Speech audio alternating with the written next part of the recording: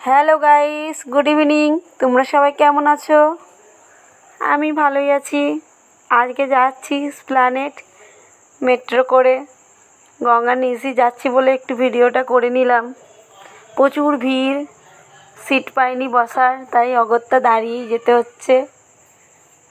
মেয়েটাকে ফাঁকে ঠিক বসিয়ে দিয়েছি। চরম ভিড় ছিল। ভিডিওটা ভাবলাম তোমাদের সঙ্গে শেয়ার করি। গঙ্গার নিচ দিয়ে যাচ্ছি। এই শুরু হলো গঙ্গার নিচ দিয়ে যাওয়া। এক্ষুনি দেখতে দেখতে শেষ হয়ে যাবে। পেরিয়ে গেলাম গঙ্গাটা।